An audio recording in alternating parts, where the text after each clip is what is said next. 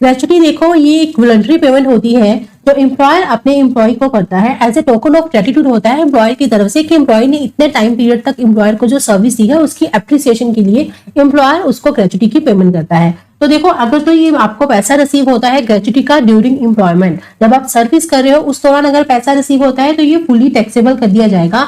आप कोई से भी एम्प्लॉय हो, चाहे आप गवर्नमेंट एम्प्लॉय हो चाहे आप नॉन गवर्नमेंट एम्प्लॉय हो, अगर आपको सर्विस के दौरान दैट इज ड्यूरिंग एम्प्लॉयमेंट आपको ग्रेचुटी रिसीव हुई है, फुली टैक्सेबल हो जाएगी। लेकिन अगर आपको ग्रेचुटी रिसीव हो रही है at the time of retirement तो उससे रिलेटेड आपको एग्जम्पशन मिलती है अंडर सेक्शन 1010।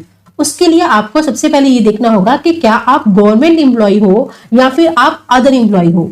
तो अगर तो आपको गवर्नमेंट एम्प्लॉय, उस केस में जो भी आपको ग्रेचुटी का पैसा मिलेगा वो पूरा एग्जम्प्ट हो जाएगा, फुली एग्जम्प्ट, उसके ऊपर कोई भी टैक्स नहीं लगेगा। लेकिन अगर आपको अदर एम्प्लॉय के केस में आपको ये चेक करना होगा कि क्या आप पोगा वाले एम्प्लॉय हो या आप नॉन पोगा के एम्प्लॉय हो। मतलब क्या आप वो एम्प्लॉय हो जो पोगा एक्ट 1972 में कवर होता है। पोगा शॉर्ट फॉर्म है, फुल फॉर्म है पेमेंट ऑफ ग्रेचुटी एक्ट, ठीक है। तो अगर employee payment of gratuity act में कवर्ड होता है उस केस में आपको ये 3 लिमिट्स हैं, इसमें से जो भी छोटा अमाउंट आएगा उतने तक की अमाउंट एग्जम्प्ट हो जाएगी, ठीक है। लेकिन अगर आप पोगा वाले एम्प्लॉय नहीं हो, आप पेमेंट ऑफ ग्रेचुटी एक्ट में कवर नहीं होते हो, उस केस में हमारे पास ये लिमिट्स हैं, ठीक है। तो एक एक करके दोनों को देखते हैं। तो अगर तो हो आप अदर एम्प्लॉय में, नॉन गवर्नमेंट एम्प्लॉय में, देखो हम यहाँ पर क्या डिस्कस कर रहे हैं, गवर्नमेंट एम्प्लॉय हो तो फिर तो फुली एग्जम्प्ट है, रिटायरमेंट पे जो भी पैसा मिलेगा ग्रेचुटी का।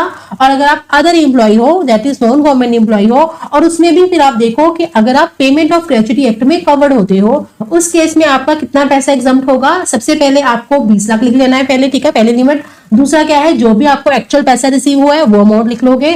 थर्ड आप लिखोगे 15/26 15/26 into salary per month into number of year of completion of service, ठीक है।